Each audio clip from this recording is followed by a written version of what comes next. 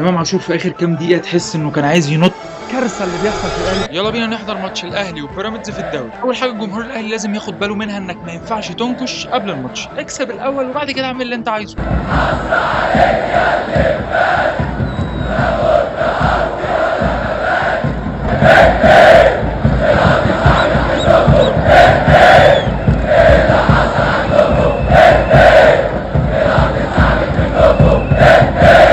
وبسم الله الرحمن الرحيم، والهدف الاول لبيراميدز.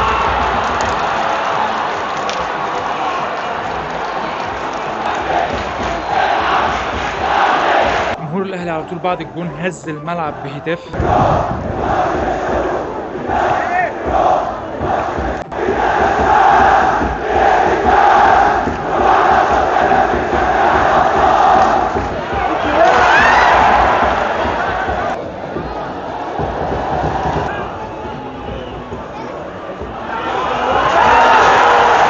عدى 25 دقيقة وماتش مولع نار بصراحة.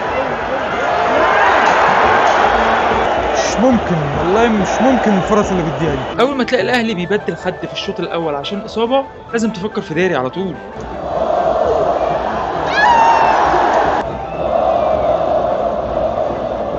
كم عرضيات وكورنرات غير طبيعي بيضيع من الاهلي في الفاضي. خلص الشوط الاول 1-0 لبيراميدز. شوط كان سخن جدا، بيراميدز كان احسن فيه من الاهلي واكتر فعاليه.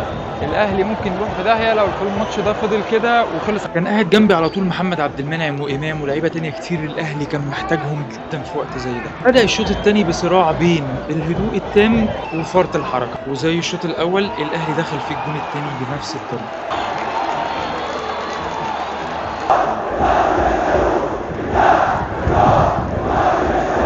الجون الثاني في الاهلي دقيقة 69. اللي بيحصل في الاهلي ده كارثة. ريبيرو مش هيطلع من الاستغناء. يعني الدقيقة 80 ريبيرو خسران 2-0، فبيطلع محمد شريف المهاجم وينزل احمد رضا.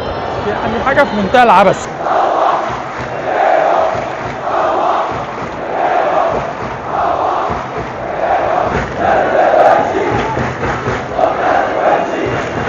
بعد هتافات الجمهور ضد ريبيرو، عماد النحاس اللي واقف على الخط والجمهور قال له